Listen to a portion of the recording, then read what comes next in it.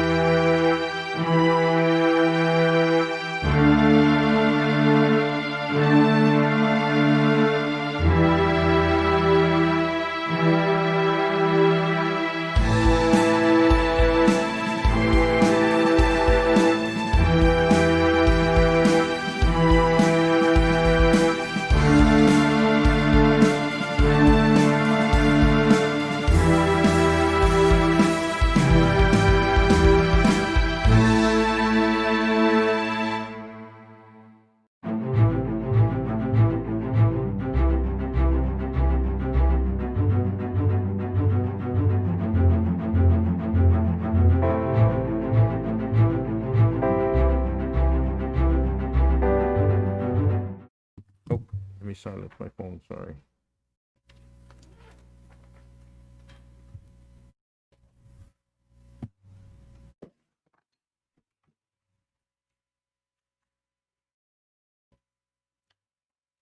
Call meeting to order.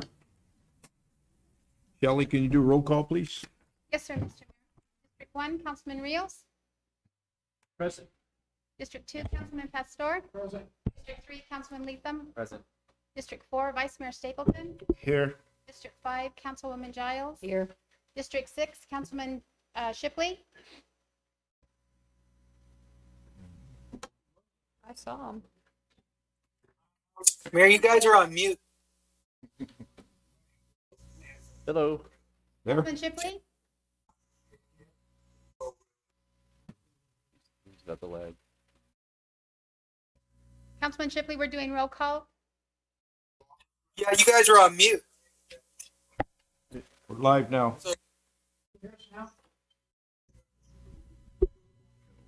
Hey, Councilman Shipley. Present. Here. Mayor Gameros. Here. Mr. Mayor, we have a quorum. Thank you, Shelley. Can you lead us in the invocation, Shelley? Yes, sir, Mr. Mayor, thank you. Dear Heavenly Father, thank you for all your many blessings, Lord, and thank you for your Son, Jesus Christ, who you sent to die for us. Heavenly Father, I pray that you bless each body here tonight and the families they represent. I pray that you bless city staff with protection and health, and please bless us with the spirit of servant, as we represent this community with our labor. Lord God, I pray that you bless and give encouragement to each member of our council tonight and always. And I pray that you help them in times of difficulty and bless each of their families. Lastly, Lord, I pray that you heal our nation and this community. Please bless those that are sick and healthcare personnel as they work steadfast against the challenges of COVID. Thank you, Lord, for this opportunity. In Jesus' name I pray. Amen. Amen. Mike, can you lead us in the prayer? I pledge allegiance to the flag of the United Of the United States of America and to the republic for which it stands, one nation, under God, indivisible, with liberty and justice for all.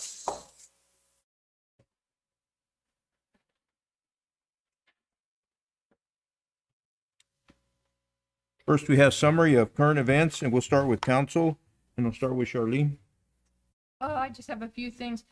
I'd like to get a big thank you out there to the Downtown Association and their director, Molly Cornwell. They held this light and decorating contests as we didn't have the light parade and we couldn't do Besh Bagawa. And so a lot of the businesses participated. The downtown bought lights and decorations for every business that was interested, and it looked good. So they posted the winners on Facebook. And then I'd just like to give a shout out to Leanna at Besh. Again, the place is just spotless. But she has a big sale going on right now, and it really would behoove any of us and our snowbird visitors to go there. They've got some really nice things, and some of them are 50% off and 70% off. So good time to shop there. The Center for the Arts is now open 7 days a week for the winter visitors, so we're glad to hear that. And lastly, I just heard about this and I thought it was such a great thing. It's a text, you text 741-741. Again, it's 741-741. And it's a counselor, it's a crisis counselor, and they will text free of charge. So many of us have suffered such losses this past year with COVID, and life has just not been easy for most of in our community. So anyone that ever feels depressed, suicidal, or they just feel like they don't have anybody to turn to, they can text that 741-741, and a crisis counselor will immediately text you back, and there's no charge. So that's all I have. Thank you. Charlene, Jesse? Thank you, Mayor. Only have a couple things. I just want to remind everybody that February 5th, Luxie at the Downtown has partnered with High Desert Humane Society, and 10% of their proceeds from that evening will go to High Desert Humane Society. And just a quick chamber update. The chamber is currently going through a strategic planning, so I'm happy and looking forward to what's to come from that strategic planning session that they're going through. That's all I have, Mayor. Thank you. Thank you, Jesse. Fernando? Hi, Mayor. First of all, I'd like to congratulate Jay Spihar on his long dedicated service to the community college. He's decided it was time to spend more time in Montana and grandkids, and I just want to thank him for his service. And I think he did a fantastic job and kept our community college going. And so wish him the best. And that's it. Thank you, Fernando. Mike? Mr. Mayor, the numbers changing as quick as they are, I'm hunkered down and I don't really have a whole lot to report on. Thank you, Mike. Freddie? Thank you, Mayor. I just want to reach back and wish everybody that well, I hope that everybody had a safe and happy holiday season. It seems like we prepare for this and it just comes and goes so fast. But my best to all of you, and again, remember, we still have COVID surging, so please practice all your safe measures. Thank you, Mayor. Thank you, Freddie. Mike? Yeah, I kind of want to curtail what Freddie said. Welcome back, everybody. Hope everybody had a great Christmas and Happy New Year. It's hard to believe it's over already, but here we are. Hope everybody had a good time. And just a reminder of COVID. I'm currently now takeout again because I had a positive. One of my employees tested positive. So I lost 3 people in one day. So we decided, not from the county though. The county said we can stay open, but I tried it on Friday with 3 employees and it was a nightmare. So we decided to shut down again for just takeout. So we'll be closed all this week other than takeout and delivery, and then reopen again next Tuesday. And that's all I have, Mayor. Thank you, Mike.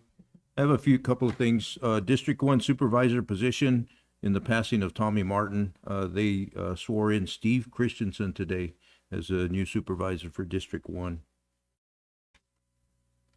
On tomorrow, I guess we'll meet him, but they have a new city manager in Miami. His name is Micah Gaudet.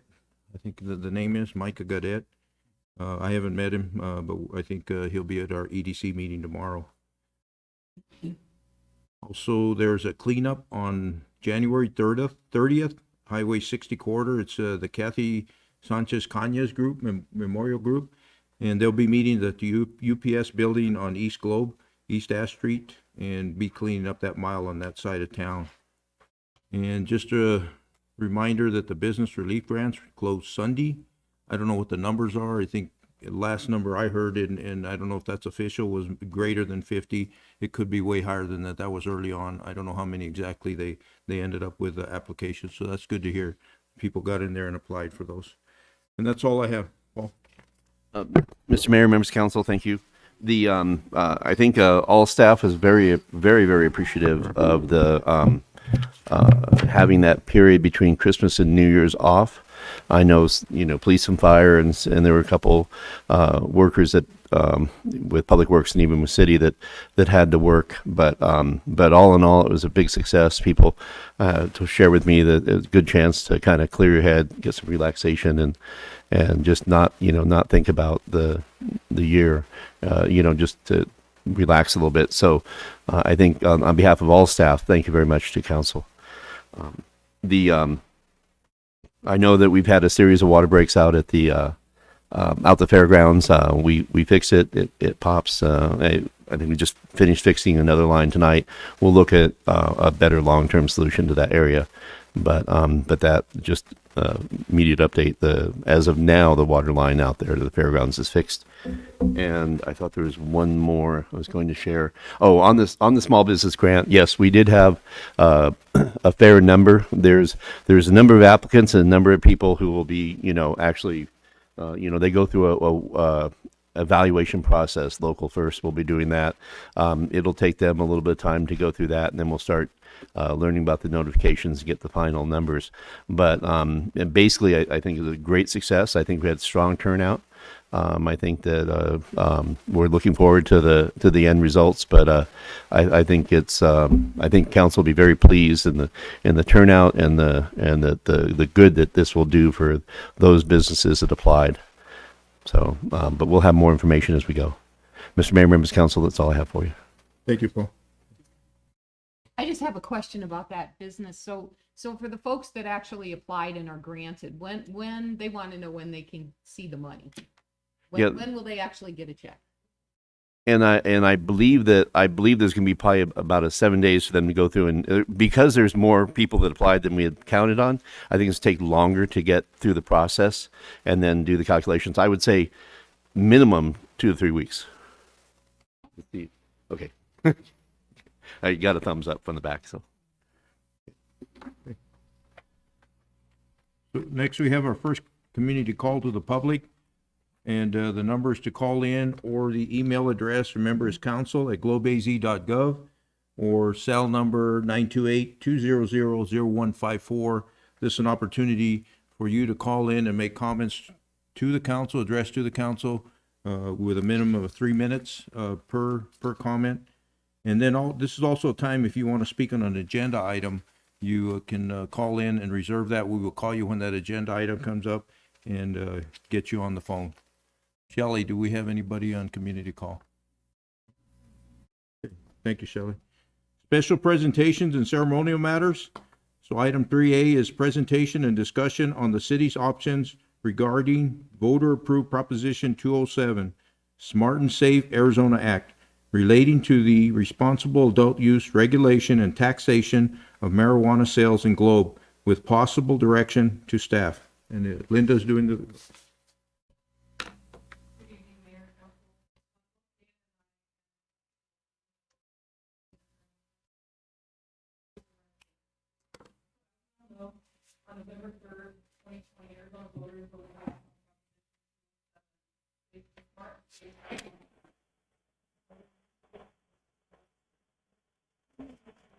Mayor, the mic's not on.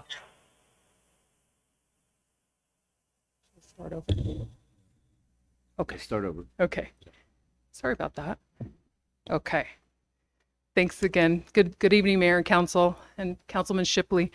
As we all know, on November 3rd of 2020, Arizona voters voted yes to Proposition 207, the Smart and Safe Arizona Act, a voter initiative to allow adults 21 years of age or older to use, possess, or transfer up to 1 ounce of marijuana and cultivate for personal use.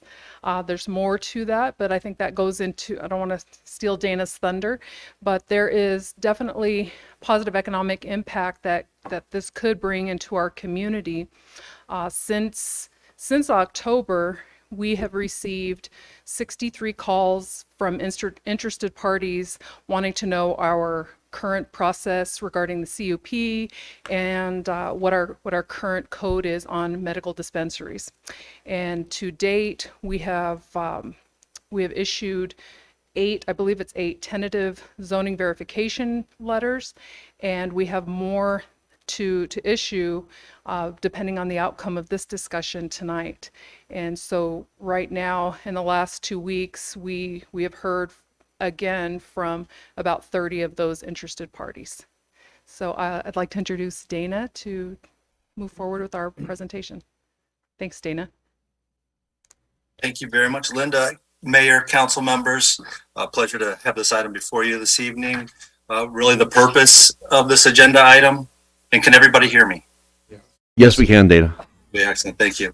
The purpose of this agenda item is really to get a sense of where the city council would like to go with regulating adult uses.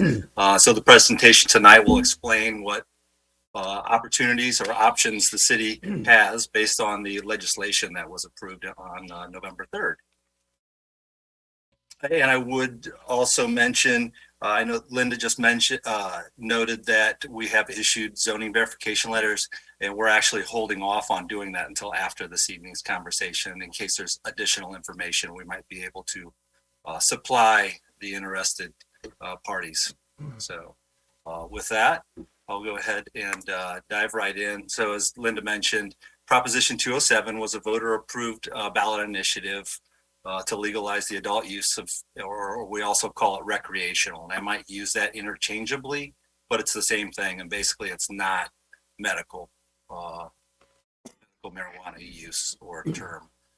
So it becomes effective on April 5th. However, the state is still developing their regulations and they have to be in place by June 1st.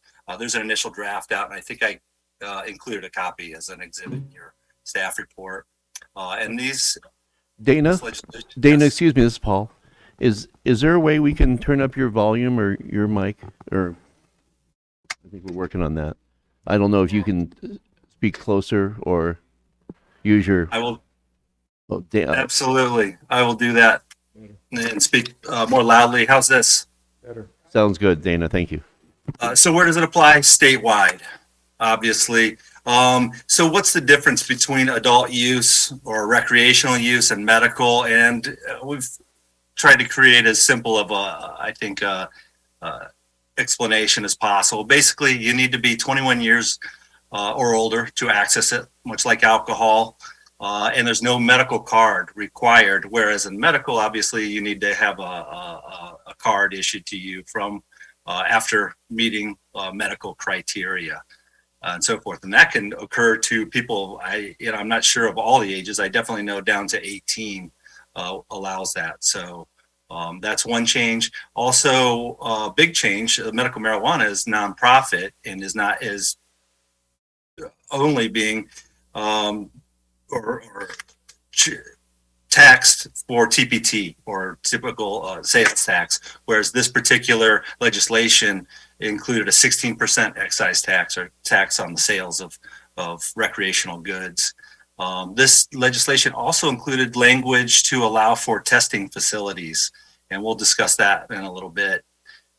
In addition, it also opened up the opportunity for in-home cultivation. Originally, the medical marijuana legislation allowed people or caregivers and those receiving a license to grow within their homes as long as there was no dispensary within medical dispensary within 25-mile radius of the property. And this legislation effectively gets rid of that and says anybody adult can use or can have up to 6 plants in their home. And if there's 2 adults living in the same home or more, they're allowed to have 12 maximum plants in their home. So that's one of those bigger changes. And then also, obviously, the possession and home cultivation were further enhanced. Possession in particular here, adults 20 and older can possess up to 1 ounce of marijuana. No use of marijuana can occur in public places or open spaces, public open spaces. And that's explicit. Again, adults can have up to 6 plants in their home. You're allowed to gift 1 ounce or less, or up to 6 plants to another adult. Individuals may not operate vehicles while impaired to any degree. And then finally, cannot consume while operating any type of vehicle. So one thing I think that's important, and it's going to be somewhat unique to Globe, is the existing licensing landscape that ADHS has established, and this will make more sense as we get into the recommendations and looking at our options. But basically, ADHS previously, under the medical marijuana legislation, allotted 2 medical dispensary licenses to Gila County. And I think it was to a minimum of 2 for all counties. But anyway, Gila County received 2. One is in operation in Payson, and the other is was operated in Globe and then closed early last year, year before last, 2019. So as of now, ADHS does not intend to issue any additional medical licenses. When they do, they'll make an announcement. There'll be a big lottery, and a lot of people will run. A lot of people in the business will run to get one of those coveted licenses, similar to what we're seeing right now with recreational. So in lieu of, obviously, we're not talking about medical here, so there aren't any currently on the horizon. ADHS is focused on rolling out this recreational dispensary and licensing process, and not thinking about medical. So with that, part of that recreational legislation includes an early applicant program, which is basically the first rollout of licenses for recreational use. And what that legislation specifies is that there will be at least 2 again in each county, in Gila County. And they are going to prioritize giving a recreation license to those existing medical dispensary facilities. So automatically, for the most part, as long as medical dispensary facilities request the license for recreation, which I think all of them 100% will do, they should get the first round of licenses. And what that will do for Gila County is leave, given Payson receives their recreation as expected, then they will be called a dual licensed facility or a dual user, where they provide both medical and recreational from the same facility. So we expect that to occur, and we also expect one more to be distributed someplace in Gila County.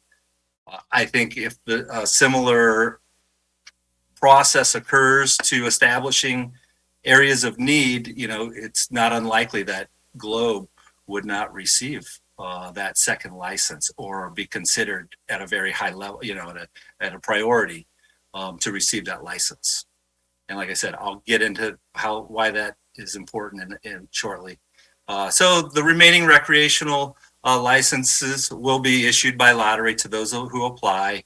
And then the legislation also establishes that after the first early applicant licenses are distributed and around the end of the year, when the state develops a social equity program that's written into this law, they'll then issue another 26 additional licenses, is the intention. And what that social equity basically means is any communities that had a disproportionate number of marijuana related convictions would be looked at to receive additional numbers of recreational licenses. So high level council options. This is how it was presented to you in your staff report. Aside from item 1, these are listed in the same order, basically items 2, 3, 4, and 5. Option number 1 would be for the city to regulate recreational use in the same fashion as our medical regulations through the CUP process. And you would basically have two very similar procedural processes for conditional use permits, one for recreation and one that's already in your code for medical marijuana. That's one option. Another option is to allow it by right and say, well, we're not interested to regulate this. Let's let statute dictate, and we'll just keep our hands out of it. If we get a license, we get a license, great. Or not, or maybe they won't come. So that's another option. You're probably not interested to consider, but it is an option on the table. Also, thirdly, we could allow only recreational use or dispensaries only as a dual use with medical conditional use permits. So if we had an existing medical facility in the community, we would say, that's good. Well, let's allow one recreation facility, hope that they would get an initial license, and then you'd have a one dispensary offering both recreational and medical.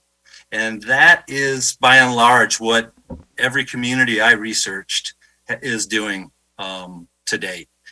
And why they can do that is because they're happy with the number of dispensaries, medical dispensaries they have, and they choose not to expand that footprint at this time, and they've prohibited recreational that's not a dual licensed use. Why I said that's important to Globe or possibly to your consideration is because we don't have that luxury of having strictly a dual use right now because we don't have the medical facility. However, I think that looking forward and having a dual use facility, at least one or possibly two, could be of benefit to the community, given council desires to bring that, develop that ordinance to allow that to happen. Now, and then finally, you can prohibit recreational facilities altogether. And to date, I'm not aware of any. Go ahead. Dana, can I ask you a question real quick? Please. This is Fernando. Okay, so right now, Globe does not have a medical marijuana facility because someone bought it and then took that license and relocated it to, I believe, the Tucson area is what I recall. So in our case, the dual use wouldn't work unless we made a provision that said we could do the recreational, and then if they have a recreational, then they would have like what, a fast light to go through a medical? That would be the hope, that ADHS looks at it that way. But correct, we would just do it in reverse and say, hey, let's allow one recreational or two recreationals or whatever it is, and then hope that once medical license are released, they go and apply for and receive the medical, and then you would have a dual user or dual option there. Yes. Jesse, go ahead. Thank you. Dana, I have a question of why are we trying to, I guess, regulate it even further than what the statute has allowed? I'm not understanding why we're here today. Are you suggesting that by allowing it dual use with a medical CUP would then prohibit those 26 licenses from potentially coming here? That's one of the potential provisions that could be addressed through an ordinance. The others are that the state is trying to take a very light touch to this, and in the legislation, they specify exactly what cities can do. And that's the next slide. So the state doesn't get into the nuances of use permits and these different conditions that different municipalities, characterize different municipalities. So they like to allow that up to those individual jurisdictions to make these decisions. For instance, if you wanted to prohibit it outright, the city did not want a recreational dispensary in town, you could adopt a code that says that. And that's one of the reasons why this is before you. And if I could follow up, Dana, what currently is the CUP process for a medical facility? So we've got a long list of criteria that somewhat mirrors statutory requirements. And we're talking about medical. And other performance requirements, such as hours of operation, we can address currently with medical facilities, how many can go in your community. And we allow one unless the state's going to issue more than one. And that we might address that at some point with you as well. So that's the mechanism for which we grant that approval to use, to have a dispensary on a property. And right now it would go to Planning and Zoning Commission, or a medical marijuana request would go to P&Z, and they would make a recommendation to the City Council. And then ultimately this is one of the few conditional use permits that City Council has the approval authority, and it's sole approval authority and not Planning and Zoning Commission. Does that answer your question? Yes, thank you. All right, so that brings us One more to, question. okay, what does the legislation say or authorize cities to, how to regulate these types of uses? So we're allowed to enact zoning regulations to limit the use of land for marijuana establishments and marijuana testing facilities to specific areas. So we can say we only want them in C2 or C3 or an industrial zoning district. We only want them 3,000 square feet in size or 2,500 square feet in size. Things of that nature. Or they need to be separated from other uses because we don't want a bunch of them, in one area, or we don't want it right next door to our high school or something like that. So we're allowed to have regulations to address those concerns. Item number 2, we're also allowed to limit the number of establishments in the community, much like medical marijuana. Thirdly, we can prohibit outright in both. What I would tell you is currently the trend is that communities are prohibiting testing facilities. It's in June of this year, the state adopted testing requirements for marijuana, and they're still working on and wrapping up what those articles will look like to test. But there has been a number of communities that I researched that said we're not interested in a testing facility. I guess there can be some hazardous components to it, such as that they use butane and other flammable materials. So if you do want to talk about testing facilities in Globe, we should discuss maybe locating those in industrial areas, and we can dig into that a little deeper. But as of now, most communities, every community I researched, prohibits them. Now, there are testing facilities in existence in Phoenix, Chandler, Scottsdale, and Tempe, to name a few. Moving on to item number 4, we can regulate the time, place, and manner of marijuana facilities. So when, the hours of operation, the days of operation, where they can be located, and the method of which they operate to some extent. Item number 5 allows cities to prohibit or to restrict signage or have specific carve-outs for just marijuana related businesses and signage restrictions or something like that, if the city's interested in that.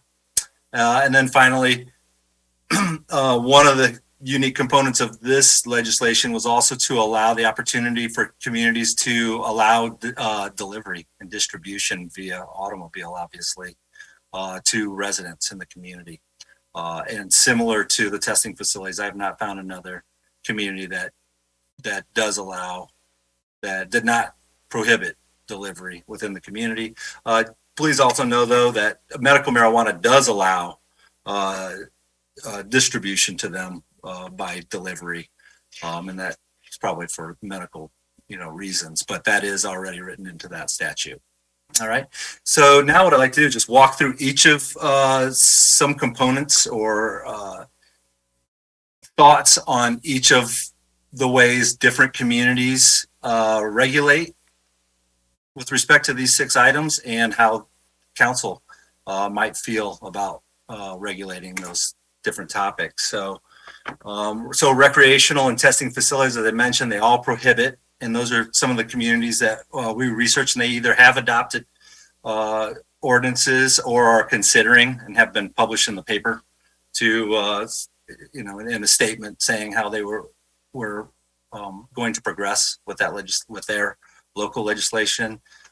So number 1, they're prohibiting testing facilities. Number 2, they're prohibiting recreational use unless they're a dual license holder.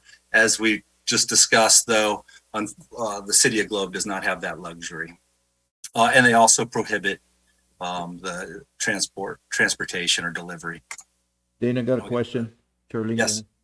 Danny, can you tell me I guess I don't understand what a testing facility is, so maybe some others don't either. And why is that undesirable? So testing facilities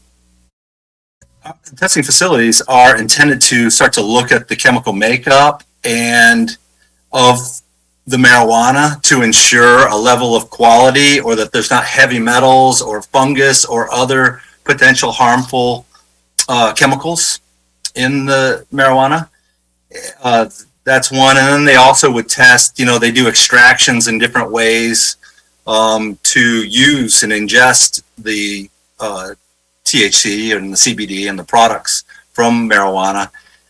So they use that to test potency and other measures that they're interested in. Like I said, it is a state requirement now that it will be tested.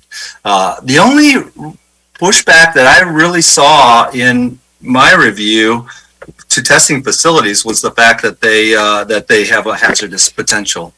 And that's why I would recommend, if you want to go down that road, we can explore it in depth.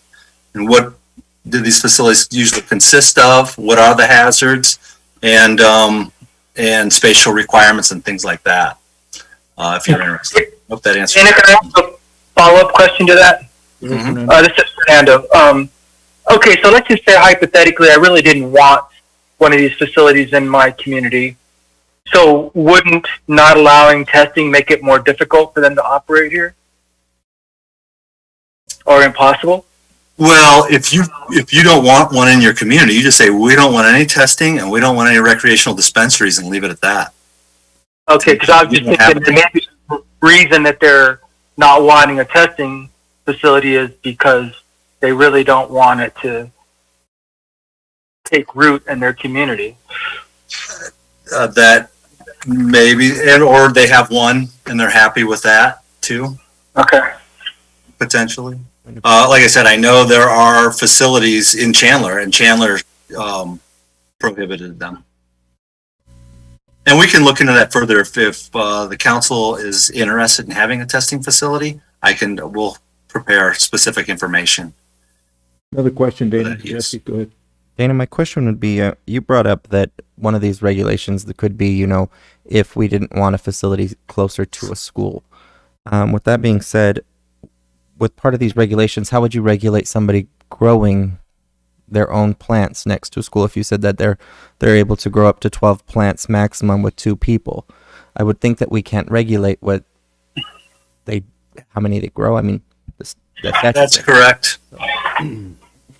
So If you have a house next to a school, now I don't know if there are other statutes that might apply. For instance, obviously you can't walk on school property with Sure. marijuana. Well, these things might be changing, but there could be other regulations that restrict that. But I within a vicinity, and I can look at that for you, but I doubt there is anything that would say, well, if your home is located here, you're not allowed to have it. The legislation is pretty straightforward. that was my thought as well. All right, thank you. And keep in mind, dispensary doesn't necessarily cultivate or doesn't cultivate. You need a specific license to cultivate. Dispensaries would strictly sell the products to end users. Another question, Dana. Go ahead, Jody. I did have one more question, Dana. When you had said earlier that we could just issue the licenses by right, but then you said you don't want to do that. Can you explain why? Why would we not want to do that? We don't know how this is going to take hold over the coming years, how many licenses will be issued. I'm looking at your medical dispensary ordinance, and at that time, back in 2011 or 2010, when that was drafted, there's a specific cap to 1 in the community. Those are important. And then also a way to look at if the city decides to have any type of distance separation, ways to have a zoning clearance process or review process, or notify the neighbors that there's one coming near you. And that's what a use permit process does, allows the public to, be made aware of it in advance and then be heard. And then some of these 6 criteria that we're walking through, do we want to prohibit deliveries? If you don't want to, if you really don't have an interest to do anything outside of what the statute says, then the statute, that might be a good option for you.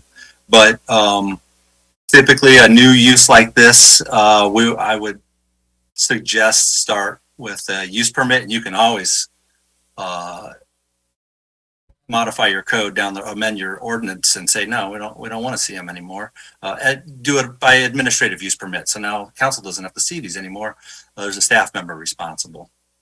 So there's a number of different options there, but I would always recommend CUP out the gate, just to make sure if there's an unintended consequence that we're not thinking about right now, we have the ability to deal with that through a use permit process.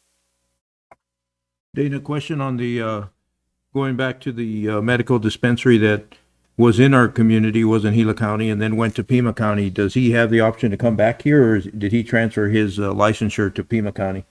Correct. It was transferred to Pima, or yeah. So somebody would have to transfer one back to Globe, obviously, in Gila County. And there just aren't licenses sitting there. They're so valuable. And, in my conversation with some people in the industry was, are there unused licenses out there that could potentially be transferred to Gila County, because Globe might want one. Now, first of all, if they're in an urban area already, the chances of them leaving, unless competition is incredible, is very unlikely that they would want to go and transfer that. So, yeah, I wasn't encouraged that any medical option is in the near future. Dana, this is Fernando. I was the mayor when this medical marijuana got enacted, and the reason we put one is because you could only have one. And at that time, the logic was that if there was a medical marijuana dispensary, there couldn't be another one within 25 miles as a crow flies. And then what happened is we were dealing with our police chief at the time, and basically what we looked at is if we didn't have a dispensary, then every person who had a card could grow up to 12 plants. And we thought it would be easier to manage one dispensary versus God knows how many people would have medical cards, and we didn't know how many potential grow sites we would have. So at that time, that seemed like the best option. But one only meant because that was all we could qualify for. So obviously that's changed a lot. The state no longer uses the CHAW, the Community Health Analysis Area program. They got rid of that altogether. They're allowing them to transfer between counties. There are some restrictions to recreation for that I think this initial group of licenses are not allowed to be transferred out of the county. Yes. So that's a great point. Payson, I think, did the same thing here. You have the ability to continue to restrict the number of facilities in your community. Payson is allowing up to 2 medical and rec dual licenses. They've prohibited strictly recreation dispensaries. They have 1 medical right now. They'll get that second most likely. And then they're going, obviously, then they would allow another medical and another recreational only through a dual license. And then their code is written in a way that allows more dispensaries based on their population growth. Looking at time, place, and manner, separation distances from protected uses are common. However, after doing some research in Globe, I do recognize that you're very compact. Your business, your downtown, obviously, it has a lot of different uses there, and you don't want to probably create a scenario where you're not allowed to have one anywhere based on distance separations to residential or to schools or to churches or something like that. So if the council does want to consider any separation in doing a review, I think a 500-foot distance from your K through 12 schools could be something to consider. And then maybe a 250-foot distance from residential zoning, something like that, if you're interested. But that's about all. I think it's really going to come down to how interested is the council in having a dispensary. And obviously, the greater distance separations, the more difficult it'll be. And then secondly, the time these things can operate. I did notice those communities I polled do all have hours of operation. They range between 6 to 8 a.m., 6 to 9 a.m. and opening through 7 to 9 or 10 at night. I don't know if that's something the council's interested to restrict, but that is something you do have the authority to do.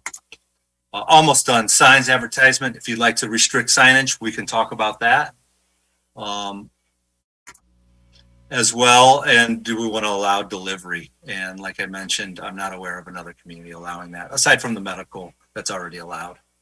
So with that, I would be happy to continue to discuss and take some direction to prepare a potential text amendment to the zoning ordinance. I'll leave it up to you, Mayor and council members.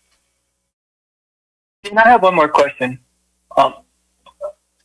I don't personally have a medical card, but I know several people that do.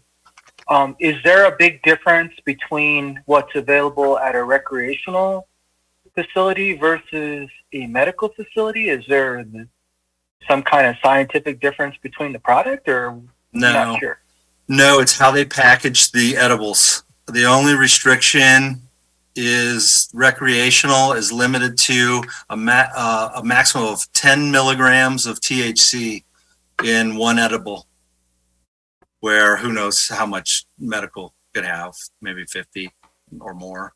And then how many of those, the other restriction to recreational is how many 10 milligram edibles can you put in a single container or sellable package, which is up to 100. So you can only have 10 milligram gummy bears if that's what it is in one packet.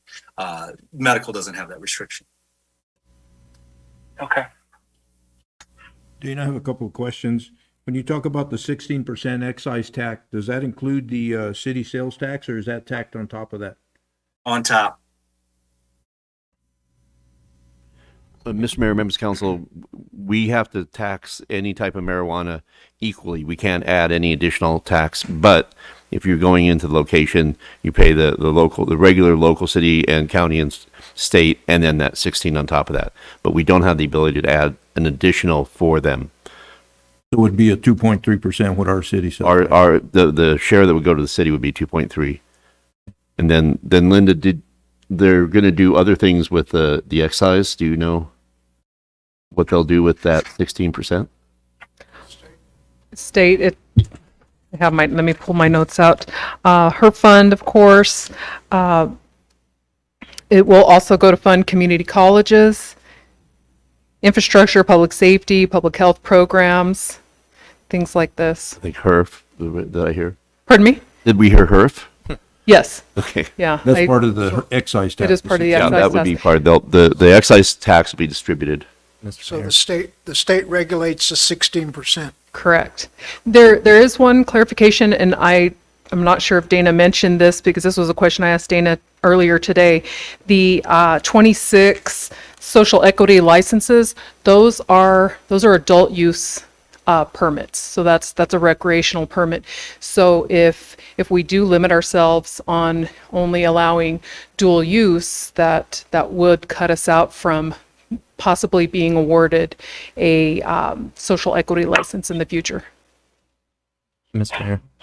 Jesse, go If I ahead. could, I don't know how the rest of my colleagues feel, but in talking about a tax amendment, I'm not interested in prohibiting future tax-based businesses from coming to Globe. If it's going to bring tax money and revenue here, I'm not interested in prohibiting them and putting a cap on that. I mean, my question was asked and answered as to if we prohibit him from going to a school, and I get where we're going with that.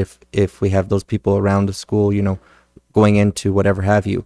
But it still doesn't prohibit them from growing it next to the schools. We have houses right next to our schools that will grow and do whatever, and they're right to do so. The state has said so. The voters have voted. This is what they wanted, and I think that we do have a history of being reactive rather than proactive, and I get that. But if we're gonna kick ourselves, I would hate to see that happen. So I think that we've tasked our economic development department to grow this economy in Globe, and I think they're doing a great job of it. And I would hate to have those 26 or 32 people that have been calling her have to call back and say, I'm sorry. So that's how I feel. And like I said, I don't know how the rest of my colleagues feel, but I give the floor back. Thank you. Dana, I have another question also, and what I understand is if you put a facility like in the downtown area, it's not like a bar where you can extend your premises and actually use it in the front porch or out, extend your property. It has to be inside a building? Yeah, so with regards to smoking, and Mayor, I apologize, was that your question? If somebody's ingesting it or inhaling? Yeah, is it prohibited to be outside of the building in which, in a dispensary? As of right now, the Arizona, the Smokers Act, I apologize, the name slips, No Smoking Arizona Act it would apply and restricts any type of ingestion on a private property, obviously in public spaces and so forth. So I believe you need to make some modifications to what would be allowed to be ingested inside a enclosed building, or look at that act. Mr. Mayor, members of council, Dana, I think when we were talking before, I think if you're using the liquor analogy, a recreational dispensary would be more like a liquor store where you're purchasing the project to be used off-site. I don't think there's a scenario where they would allow it to be used on-site, even if it wasn't for, yeah. Thank you, Paul. Correct. You're not allowed to consume on site at a medical or recreational dispensary. And then one more question, Dana, on your testing facilities. Even though you don't have one within your community, are they required to test their product on a regular basis anyway? Having it transported to be tested, or? That legislation's being developed and enacted. So we'll see. The state is going to have requirements for testing.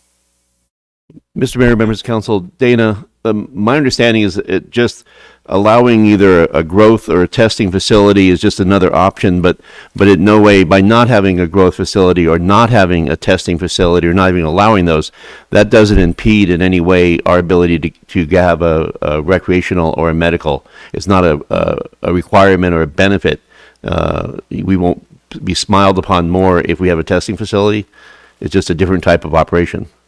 Correct. Not that I'm aware of. Yeah, cultivation versus testing. You can, cultivation isn't even on the table like it was, cultivation facility like it was when medical came out. So yeah, the testing, because anybody can cultivate now. They're not restricting cultivation. So, right, right now we're just talking about, do we want a testing facility or do we want a dispensary or not either of those? But Mr. Mayor, members of council, it doesn't limit our ability to do recreational if we don't have a testing facility. That has not been a question from any of the prospective operators. No, there's no restriction. The fact that we do not allow testing in the city of Globe will not impede or block or lessen our chances of having a recreational in Globe. You can have the recreation. Yeah, it's just another type of facility that we may choose to allow or not allow. And I would say we wait and look at the rulings and see what comes out and what it takes. We can always we can modify this as we roll out a recreational ordinance. We can add as we learn more from the regulations that are put out by the state. And so it's not a one-shot deal. We can modify this as we go, as we learn. Mayor, Go ahead, Fernando. I really don't have a problem with the recreational or the testing facility. We have a smelter in town. I mean, honestly, do you think they're going to burn 600 pounds of marijuana to test it? No, they're going to take a tiny bit and test the exhaust. So it's going to be like a Bunsen burner. So I really don't have a problem with us going in either direction. I just want us to use common sense when we decide where it's appropriate to place it. I mean, I don't really want it right next to the school, and I maybe don't want it right next to a church, and we just have to use some common sense. But I'm okay with us moving forward. We have a lot of people in the community that have medical cards, and now it's going to be legal for adults to consume it. So it just doesn't make sense that we would chase it out and chase all those tax dollars out of our community, and the world's changing and we just need to grow up. Comments on that from council? What your thoughts were on, I guess that's where we're at right now to determine whether we are open to having a dispensary within our community. Freddie, go ahead. Yeah, thank you, Mayor. Because this is all new and it's shaping, and we have the ability to modify as we go. I'm also in agreement with, let's not be as restrictive in the beginning, so that we can hopefully entice a business to set grounds here and run their business out here, because obviously there's going to be two sides of this, the non-marijuanas and the marijuanas, but in the end, with 16% tax, it's a revenue generator, no doubt. And so I would say that we ask Dana to bring forth something that's lucrative to these businesses that Linda's been working with, and then as it rolls out and as the legislatures start nailing down and pinning down regulations and things like that, then we can also we have the ability to modify. So I don't agree that we need to be near churches or schools. But I think we have enough room in Globe that we can facilitate that. Mr. Mayor, members of the council, what I'd like to do is let Linda give a little bit of an update on the activity that we have been seeing, and then kind of go through our list and see if we can get consensus from council for a possible ordinance talking about the number, limitations, hours, things like that. But I'd like to pitch it to Linda to let her describe kind of what we're seeing on the ground. Thanks, Paul. So as of today, there are 9 buildings in the Globe Miami area that are in escrow, and there's 3 that have contingent lease agreements. And what I'm hearing from the realtors is the prospective operators are asking for an extension on these agreements, because if they're not successful in achieving a license through the lottery process, then they would like to still hold on to that property in the chance that they may be successful in obtaining a social equity license. And actually all of the owners that have been approached to the state, they have agreed to these terms. So right now we have, I think Dana has 8 or 9 on the back burner waiting for the decision coming out today. Some of the feedback that we've heard from these potential operators that actually do operate medical dispensaries in the state of Arizona, that they project in our county, in our area, based on our population, our demographics, our proximity to urban areas and other medical and potentially recreational dispensaries, is they anticipate a revenue around $3 million a year. So that's about $70,000 in tax revenue to the city of Globe. So we're seeing a lot of interest. What we're hearing from most of the operators, they want to be active and involved stakeholders into the community, and they do definitely see the pros in that. They would like to of course become members of the Chamber of Commerce, active in a downtown association if they are located in our downtown. So I see it as a definite plus that this could add to our community. Mayor, thank you. At some point in time, I'd like to maybe have a presentation done by our police department chief, just on what we might be able to expect. I know this is all new to you, chief, or maybe not so new, but it being recreational now, what can our first responders expect from a rollout like this? And yeah, I don't need that answer today, but I would like to hear something at some point in time. Oh, well, sure. Keep it under 2.5 minutes. No, go ahead. Okay. Good evening, Mayor and Council. To your question, what we can expect, we actually had a legal update today, training for our troops. And we do this every year because there's some adjustments to the laws. It's going to change some of the things that we do on how we do it, because it's no longer illegal, and so it's just some adjustment. But as far as the day-to-day operation, it's just going to be a little bit of an adjustment. I mean, for years I've been doing this for a long time. If I found a marijuana plant in your house, I got to write a search warrant and then go take all of them. Now there's going to be a lot of marijuana plants in houses and stuff.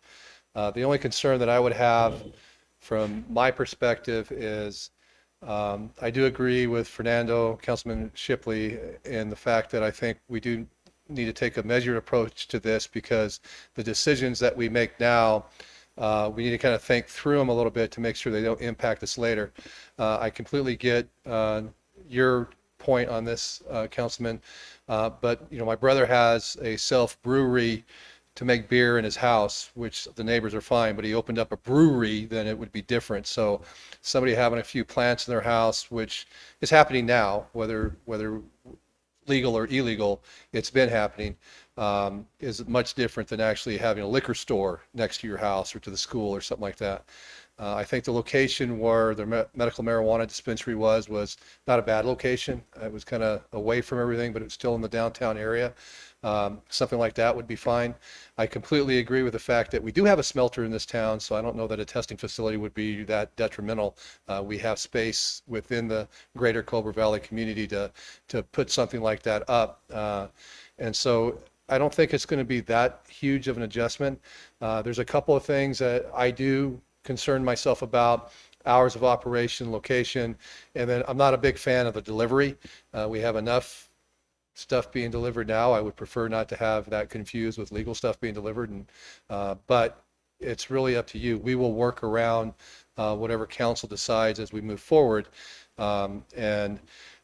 My concern from the business aspect of it, because I did talk to a number of people when the medical marijuana business came in, they were actually upset because now that the dispensary was here, they couldn't grow their own under the medical marijuana, because it is quite expensive compared to growing your own. So I'm not sure how successful they've been, or they were. There is reasons that they moved down to Pima County, because that area, it's just a lot more volume. So I don't know what it's going to do, but I think it's worth a shot. I'm not overly concerned about. I think it could be potentially a positive impact to our community, and I just want to make sure that we plan it out right, so the pitfalls that could happen years down the road, we've covered them now. Does that answer your question, sir? Yes, thank you. Any other questions from? Mr. Mayor, members of council, just a quick note on the delivery. One of the things we talked about before this was if we allowed deliveries, it would allow deliveries from the valley to our location. And so, eliminating deliveries for now until we get a request from a local dispensary, I would recommend that we limit deliveries so we don't just happen to stumble into people ordering from the valley, But, Mr. Mayor, what would be your wishes? Would you like to work through kind of get some direction from the body and for a possible recreational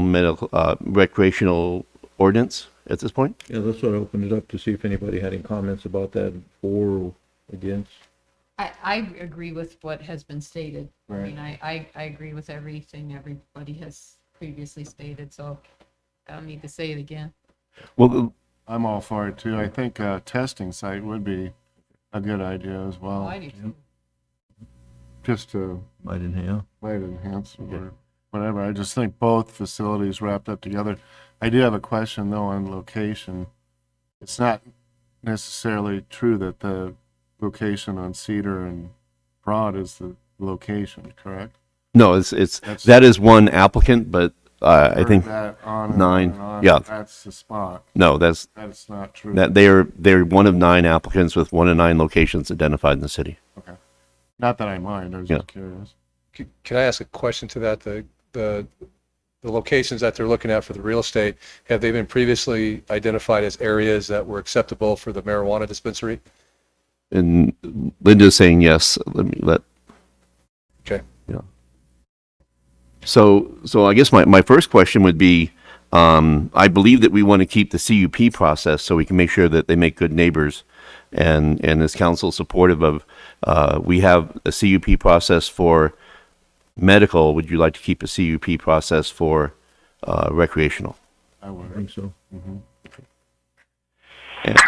And then we would bring forward some zoning regulations that would make them, qualify on the distance away from other entities. I think in talking with staff, we believe schools is important, that we have a distance there.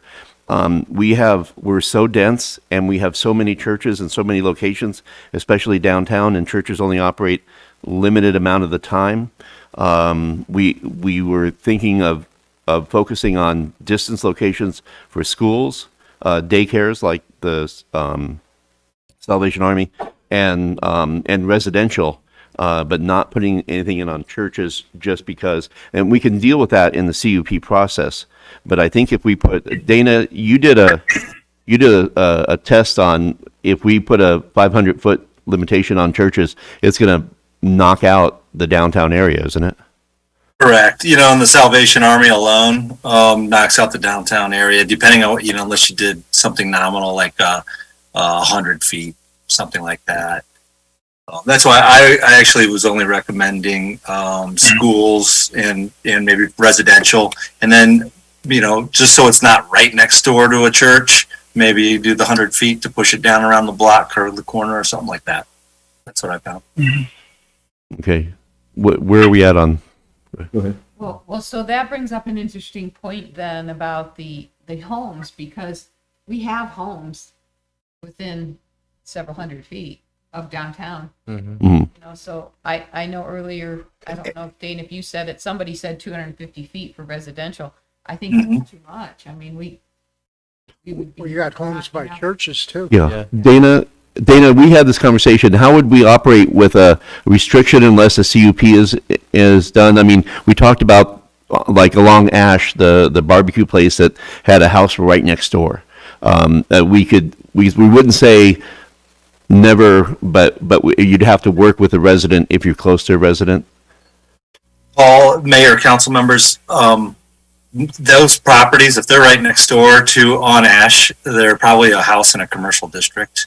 I would suggest just doing residential from residential zoning, specific residential zoning districts, maybe R2, because you have so much just north of downtown, and R16 and R19, and maybe leave it at that. So yes, there are houses in the TR zoning district that transitional.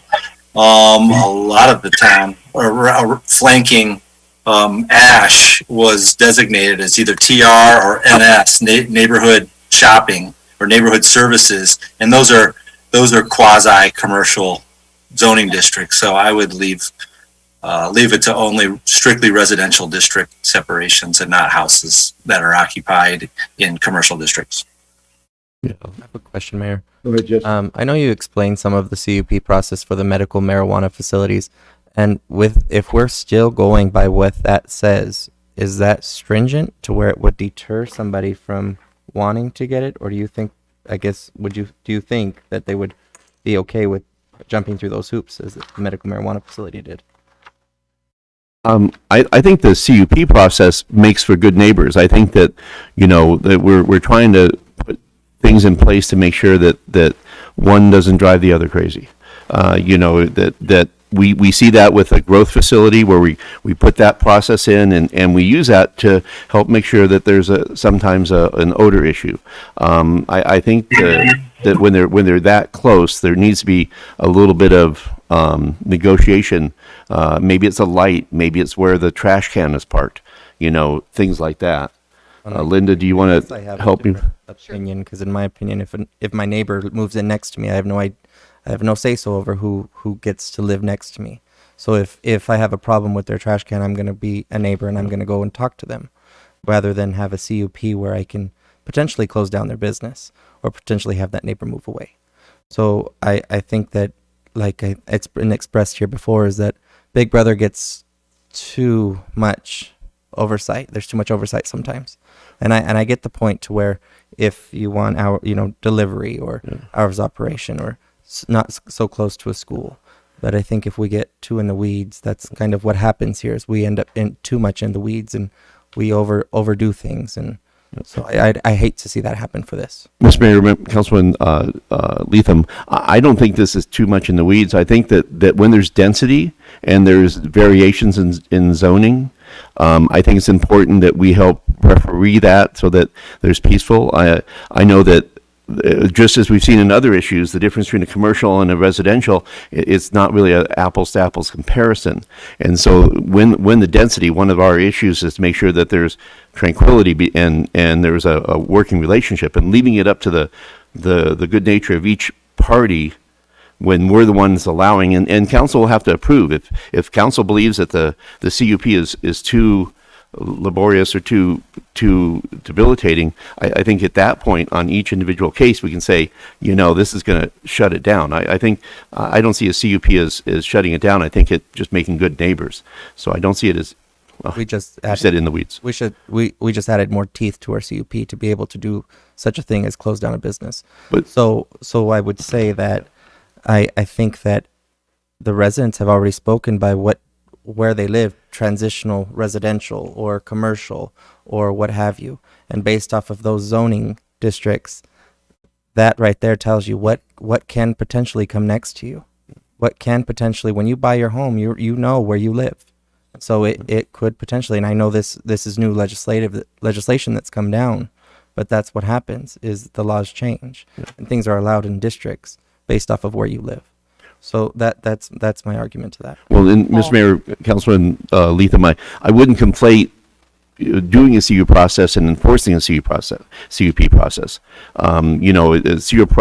process isn't better if we don't enforce it. If we do come to an agreement, we just want to make sure we have the ability to make sure that it sticks. But I still think that you can have a strong enforcement, but have a very open and forgiving CUP process just to hit those bare truly important needs, but not so, again, not a deal killer. I think everybody agrees that this is a positive, especially for the tax base. So that's just my thoughts on a CUP process. I would, curious as other council members' thoughts on a CUP process. Paul? Oh, go ahead. To answer Councilman Latham's inquiry, based on the feedback that we've gotten from the operators we've been in contact with, they have the expectation that there is a CUP process, and ours is considered fair. It's not, we're not laying down. We're not prohibiting our community being considered for these operations, and so we have heard that from across the board, and we've shared our current CUP, the process, the application, and all the information that we currently have that may kind of lend to what comes out of this process. So the feedback that we've heard is positive. Okay, thank you. Mr. Mayor? So I don't know if this is a question or a comment, but if we don't do that for other businesses, we don't make other businesses get a conditional use permit, correct? Well, I guess the vineyard does have one. Certain businesses were How do we required. We have a couple of CUPs out there. In fact, remember, we argued about it over the growing facility, and They have a CUP, yeah. and then there was another one that was brought up too. Yeah. Yeah, the petting zoo. I mean, I think if we're going to move forward with this process, the times are changing, and I think we got to change with them. And I think we should direct staff to come back to us, okay? And anything that they bring to us, we can modify, okay? I mean, we can look at it in real good detail. We can tell them we want you to be 90% restrictive or 60% restrictive, whatever range we want to give them. Or just tell them, develop the ordinance, bring it to us, and let's discuss it, because we're not going to do anything here other than decide if we're going to do it. And I think we're all in agreement that it's a positive force. And I would agree too that a testing facility, that might be a benefit for us too. Yep, I agree too. Well, Mr. Mayor, Go ahead, Dane. this is Bill Sims. Oh, Bill, go ahead, I'm sorry. I've worked with about 9 other cities and towns as they have adopted their ordinance. And Dana and Linda have really teed this up well for you. When I look at the number of applicants that you have, the host has asked you to start. Just a second, you're telling me something. Okay, sorry. You guys turned my video off, so I didn't know. Okay. When I look at the number of applicants that you have, you really stand in good stand to generate a lot of funds for your jurisdiction. This is what other jurisdictions have done. They started with the analysis, do you want to prohibit recreational? And I'm hearing no. Then the next question is, do you want to allow dual use? And the fact that you've lost the one current medical shouldn't mean you shouldn't worry about that, because you will probably get another. And so you probably should continue to allow medical and therefore allow dual use. That doubles your likelihood of getting a recreational facility. Do you want to do it by right? I think not. I think you need to adopt the CUP process to identify and separate in hours of operation. You're not harming this business any more than you're harming a liquor store. And if you don't, but you've already made your bed. You have a CUP process with medical. The current act says your recreational can't be more restrictive than your medical, so that's where you should start. You asked about delivery. Most jurisdictions bar delivery. Why? You don't get any sales tax when they deliver. The sales tax is where it was bought down in the valley. And so most jurisdictions bar delivery. When my other jurisdictions have talked to their law enforcement, their chiefs and marshals have had similar things like your chief and marshal said. They're very cooperative and want to make it work. One thing they're concerned about is the amount of marijuana products going across your streets and roads. That's why most of my other jurisdictions allow recreational, allow dual use, prohibit delivery, so you get the tax, not somebody else. They do prohibit cultivation and manufacturing. And the reason they shy away from testing is because of it's ADHS does the testing for dangerous components, and they don't want it in their community. I think Linda and Dana have a good communication with your applicants. You should ask them if you have, is it crucial that they have a testing facility? So my point is, this is a great opportunity. Dana and Linda have given you great facts. I think they need to come back with something that accomplishes the directions you give them. So, and Mr. Mayor, members of council, just a preliminary, I want to touch base on a couple things. I think we're going to limit the hours of operation so we don't have a 24-hour facility. I think that would be a bad situation. And I also think that we believe that there is a scenario where you have possibly 1 medical and 2 recreational. And so I think we'll start, because you could have a recreational medical, if they don't come in the same, there's a slim chance they may be separated. And then you may have the social, what's that called, Linda? The social equity license? Social equity, which will allow a second recreational. So I think we would stick with our 1 limit on medical and do a limit of 2, which I think is as many as we could ever hope to get in this ordinance that we're going to draft up and bring back to you. So I just wanted to run those by you, and unless there's any heartburn with that, I think we have our marching orders. When we allow the two medical and recreational dual license instead of just 1, you might have a better opportunity if you have somebody who has a medical licensure already to come to this area. So if you limit it to 1, you're eliminating anybody else. Right now a recreational will come first. They will not be looking at issuing any more. And Dana, and correct me if I'm wrong, the medical won't be decided for a while. Recreational will come first. When they go to do the medical license, we hope that they'll do what they like to do, which is combine them and give a heads up to the recreational to do the medical. But if they don't, we want to allow that to go split, I believe. And then if we do get qualified for a social license, that would be a second rec license. So I imagine we're likely end up with a dual medical recreational at the end of the day, 1, and possibly a social if we qualify for that. But I think in what we're doing, if we allow 2 in the recreational side, we should be good to go. But we won't. I think the answer to your question is the recreational will be decided before a medical is decided. It's kind of backwards, and this is something I just learned today. So did I explain that well, Linda? You did, and I mean there is the chance that an existing medical could transition into our community, but if that was going to happen, it would happen right now, because then all they would have to do is apply for the dual license and they would be guaranteed that. And that's what I was trying to say. What if you had 2 medicals out there that could transition to a dual? Why are we limited to 1? Yeah, but if 2 wanted to come here, we're limited to 1. True, but the likelihood of that happening is very... But there's nothing wrong with changing medical to 2, and so we do 2 and 2. I think, there's, who knows what the future brings. So Linda, did you have any other clarity that you need from council tonight before we draft up an ordinance? No, this is great. I appreciate the direction moving forward. And Dana, and anything else, anything that we should ask council before we go and prep an ordinance to bring back? Nope, I think we have good direction.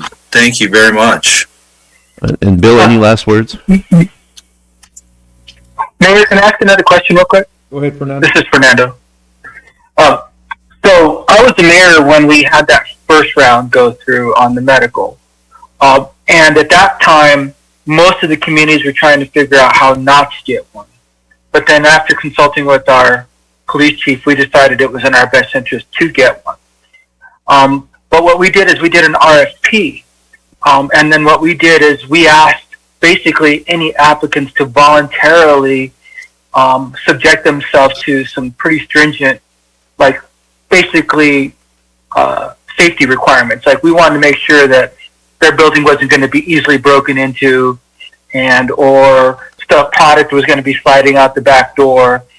So we asked for things like short circuit cameras that we would be able to monitor, things like that. And they agreed to it because they really wanted to come into the community. We also put a 2%, what do they call it, franchise fee on them, because at the time the common wisdom was that it was not taxable, and that it ended up being taxable. So they voluntarily agreed to do that. Is there anything in this legislation that that puts some kind of restrictions, or I'm sure that they're trying to protect their product as well, but is there anything in there that makes sure that the place is secure? Mayor, Councilman Shipley, similar requirements for security measures and surveillance to medical. Okay. Shelley, do you want to? Mr. Mayor, we do have a request to speak. Okay, go ahead. So do you want to call? We have someone on the phone that we're going to call in. Okay.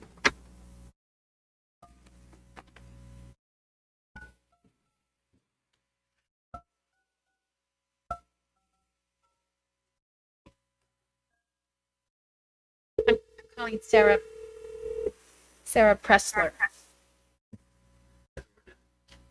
Yes, we're calling for Sarah Pressler. This is Sarah. Hey, Sarah, this is the City of Globe, and you're on speaker in front of council. Okay, cool. Thank you. Mayor, members of the council, my name is Sarah Pressler, and like you, I have sat through a lot of meetings. I served for 2 terms as the mayor of Flagstaff when Councilmember Shipley served as mayor. We served together. Attorney, he told me that I'd be involved in the marijuana industry way back when I was implementing this law on the city level. I think that you were out of your mind. But I happen to be in this role now, and I've become somewhat of a subject matter expert in the area. I own a marijuana dispensary in the state of Ohio, and I also own a manufacturing license in that state. I previously owned 3 and been a principal officer and board member of a number of Arizona licenses. So I am deep into this industry. I serve on the board of directors for the Dispensaries Association, and I serve as their vice chair and chaired their compliance committee for a couple of years, and now chair the Industry and Adult Use Rules Committee. I'm sharing information with you because I know that developing a program in a rural community for us in the industry has been about access. Many of the licenses that were issued in these rural communities took advantage of the release of the community health analysis area and moved their location to a more urban city center and leaving access to legal cannabis almost zero in the rural communities. I am available to talk with you about anything related to this program. I have a lot of deep understanding around how these licenses work. I'm an active and engaged business person. I'm not opposed to a conditional use permit process and think that it can be very helpful to a local community for this particular industry. And would encourage you to, of course, not make the adult use program through Smart State Prop 207 more restrictive than the medical program, as we know the law provides for that. But there are opportunities to offer here. So I'll pause here and open it up for questions, but I'm happy to explain parts of the program that I think maybe weren't totally explained in a way that is helpful on a local level. for the right information or to share different information with you, but I don't want to step in it, so I'll hit the pause button here and open it up for questions if I can be a resource to you. I do plan to apply for licenses in 2021 and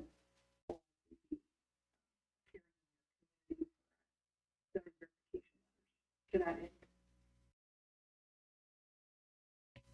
Should be a helpful resource to our, as we do our research to produce ours. Well, and we're working very closely with all our applicants, and there's been a lot of communication, and we I think we learn something every time we talk to anyone. But I think you have a potential applicant here. If there's anything that and an expert in the field, if you have any questions, Mr. Mayor, members of council, at this point. I'd just like to say, Mayor, I'm sorry, Fernando. I'd just like to say thank you for offering your assistance. I'm sure our staff will at some point talk to you, whether you're applying or not. But thank you for your outreach. Yes, absolutely, Mayor, members of the council, city staff. You have a really engaged and bright city staff, and they are already moving ahead on these topics and are aware of their restrictions and opportunities with these zoning verification issues. I would suggest to you that, legal cannabis, just like illegal cannabis, brings all sorts of people out of the woodwork. And there are people who have great intentions, but maybe don't totally understand how the program works in practice and what it means to be a dual licensee or what it means to be a marijuana establishment retail location and how the early application process is working. But I am absolutely tuned into that, and I spend a lot of time and energy teaching regulators.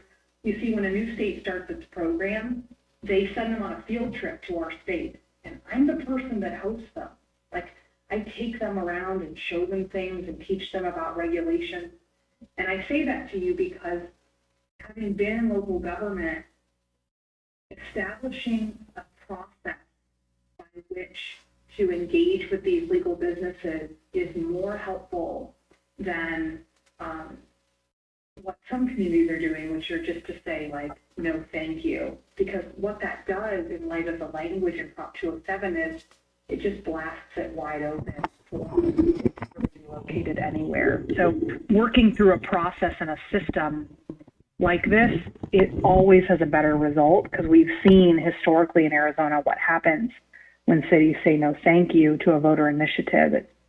It becomes sort of more complicated than just coming up with these reasonable regulations. So I'm really optimistic and appreciate that the conversation has developed how it has. And I think I'm happy to help identify issues that I've experienced with delivery, with law enforcement, how to prevent this too close to churches and schools. We can talk through those topics as we go ahead, and whether I end up applying particularly in Globe or if I apply somewhere else in your county, I would tell you I'm still available as a resource to you. Like, it still matters to me that you get it right, in the best way you can. And that'll be designed on what matters to you, but also ultimately how the program really works. Great, thank you. We have another question. Fernando, go ahead. Oh, no, I was just going to say she had mentioned that there's a couple things we hadn't touched on, and I was going to see if that was something that could be done briefly, but I think making herself available to us and staff is helpful. So thank you, Mayor. Thank you. Yes, thank you so much, Councilmember. I'm totally available, and I am a licensed attorney, and I have a duty to tell the truth and to explain things in a way that I think is that professional responsibility. And so I can tell you that when I share information with you, that having folks that know how to follow the rules, what the program means, what it doesn't mean, really matters. I will say one thing, and I know you want me to be brief, but this social equity program has yet to be defined. And this is an industry, respectfully, that is mostly Caucasian men. And to create opportunities for persons of color, persons of different economic and social backgrounds to have an opportunity to generate wealth in rural Arizona is a positive thing. So considering opportunities that might exist in the future to invite social equity program applicants and collaborate with the department could be a positive thing for our diverse communities. And I just would encourage you to think about it in that perspective in an industry that tends to be heavily dominated by Caucasian men. Nothing wrong with a Caucasian man. I think that they're very successful business people, but in seeking diversity, that is one of the premises of the social equity program. Well, thank you very much for your input, and we look forward to getting in contact with you again and having conversations. Yes, thank you.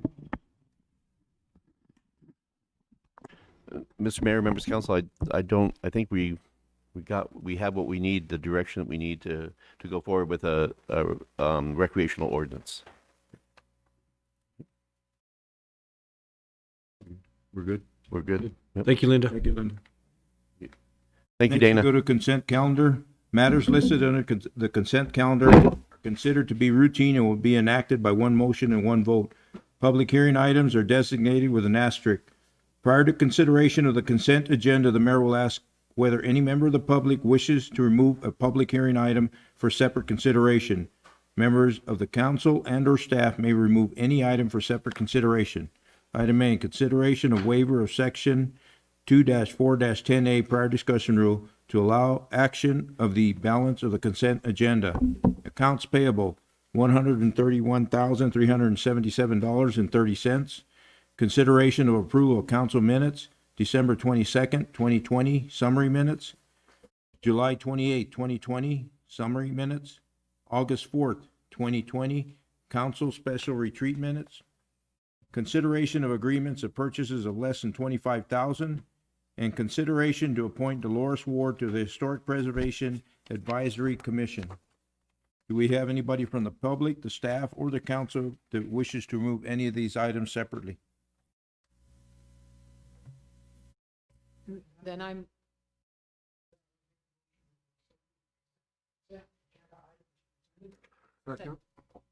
We have a motion and a second for approval of consent agenda. Is there any further discussion? All those in favor say aye. Aye. Aye. Any opposed, nay? Any abstaining? Motion pass.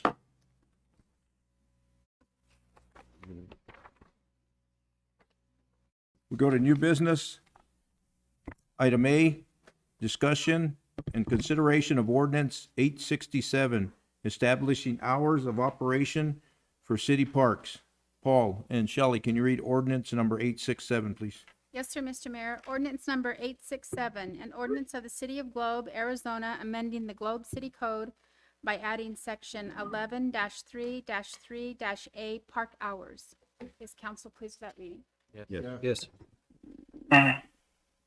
So, Mr. Mayor, members of council, we had a presentation previously on the parks and the cemetery, and it turns out we do currently have a dusk to dawn closing of the cemetery, and so we intend to sign that. Again, we do not intend to put a barrier, blockade, or close it nightly, but just advertise that there are hours to that, and that allows PD to, if they hear a commotion, if something's going on, they can go there and say, I hate to tell you this, but we have hours in the park and the cemetery is closed. And then this ordinance would modify and add and create parks as having the hours between 6 a.m. and 10 p.m.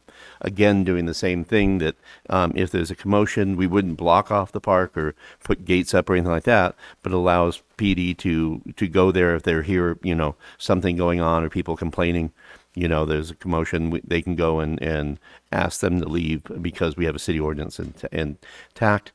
We also talked a little bit about getting some rules on dog park, on how to handle negative animal interactions, and we can do that administratively. We don't have that ready for anything, but we will let you know when we get that one worked up. But we wanted to move on getting this ordinance passed. We had talked about this before in the presentation, but ordinances need to be heard twice, and so this is first read, and this will come back in 2 weeks. Mr. Mayor, members of council, any questions? Questions, comments? We have a motion to move this forward. Second. We have a motion and a second to move ordinance number 867 forward to the next available council meeting. Any further discussion? All those in favor say aye. Aye. Any opposed, nay. Any abstaining? Motion passed.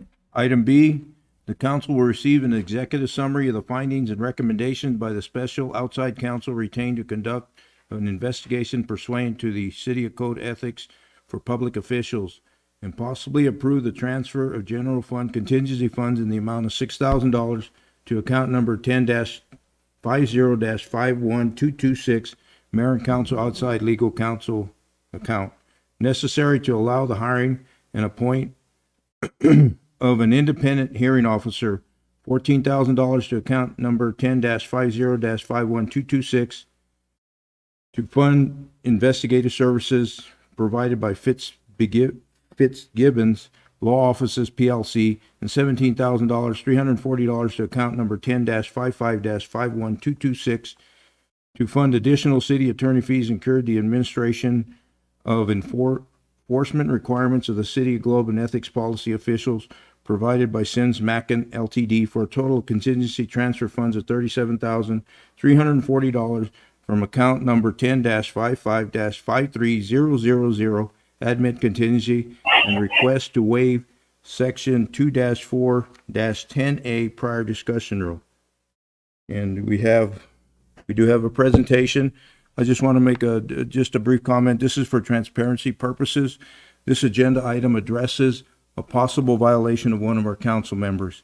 And as a public body, we have the responsibility to look into these allegations on any elected official.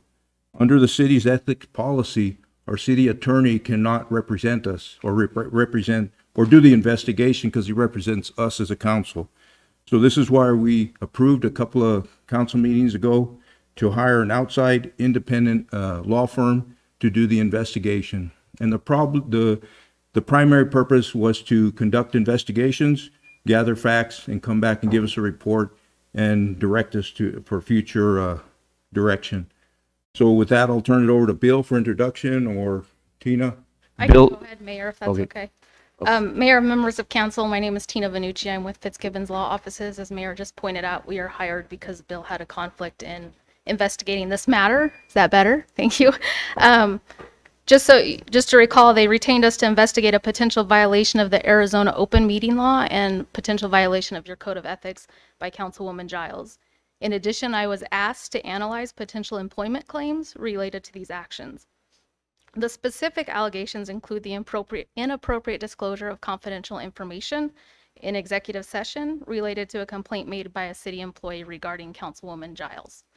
According to the city's code of ethics for public officials, after there is a complaint, the city attorney will determine legal sufficiency. So that's all I was asked to do.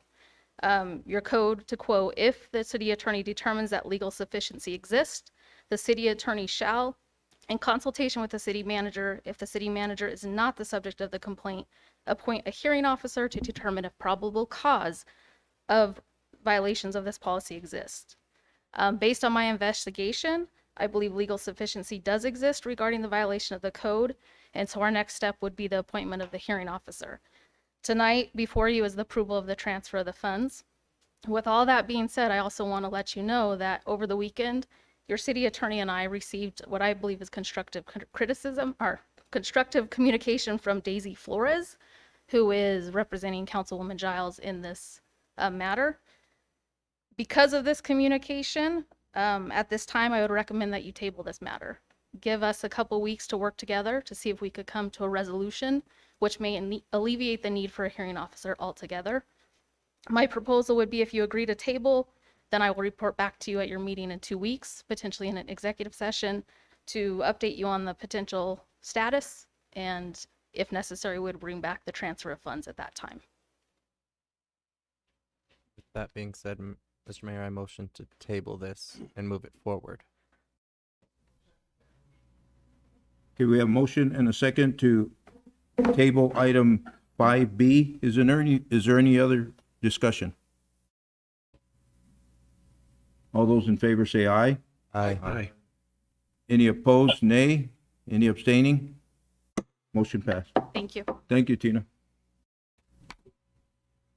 Action items, 6A, consideration of possible approval of amendment number 1 to contract number PS-2019-0045 with EUSI LLC for professional, operational, consulting, and support services to serve as the operator of record with additional comprehensive coverage for the City of Glow wastewater treatment plan in an additional amount of $37,930 plus approved expenses from account number 51-80-53000 wastewater contingency. Jerry, you online? Mr. Mayor, members of council, good evening. This amendment is just briefly, during the last year, we were very short-staffed because of turnover in the wastewater plant. Also due to COVID, we were short-staffed at certain periods. And the staff that we did hire was not trained. And so we enlisted EUSI, who is our operator of record, to put on additional staff to cover that shortage. So we're asking that $37,930 be transferred over from wastewater contingency to cover that extra coverage. Any questions? Questions or comments for Jerry? Motion to accept as presented. Second. We have a motion and a second for approval. Is there any further discussion? All those in favor say aye. Aye. Any opposed, nay? Any abstaining? Motion passed. Thank you, Jerry. Thank you. Do we have any late agenda items? Mr. Mayor, no, we do not. Second call to the public. Do we have anybody online or on email? Let me check email real quick.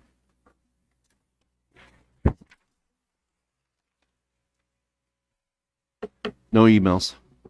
No text messages, Mayor. Thank you. Any scheduling of meetings? There's no e-session on the agenda tonight. Okay.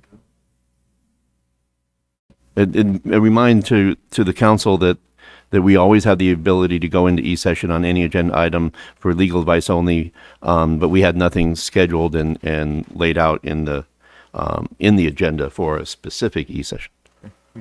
No scheduling of meetings then right now at this point? That's okay. No. Future agenda items?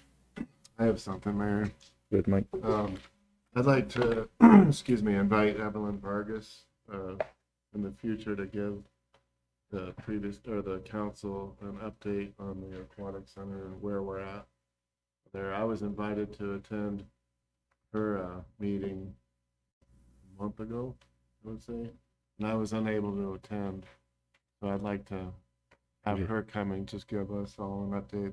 Some of us aren't familiar either. I mean, this goes back 10 years. Yeah. So we can easily add that to the list and invite. And you would like to see a presentation from her or from the organization? From Evelyn. From Evelyn. Okay. Mayor, I know that a while back we had brought up the idea of having a city historian, and it seemed like it resonated with the council, and I just wasn't sure how we could possibly move that forward. Mr. Mayor, members of council, Councilman Shipley, I did have a conversation with a possible candidate, and I needed to get him and I think you reconnected. He had questions about what it would entail and require. I explained to him that it wasn't doing a lot of filing or anything like that, but being kind of that spokesperson. So my apologies for not following up offline with you on that. I can do that, and then we can decide how we want to go forward on that in the next 2 weeks. But I do have information on that. I just have not had a chance to follow up with you. Thank you. Any other future agenda items? Well, do we have a motion for adjournment? Motion made. Second. Motion is second for adjournment. All those in favor say aye. Aye. Any opposed, Aye. nay? Meeting adjourned. Thank you very much. All right. Thank you. Anybody else? Good night.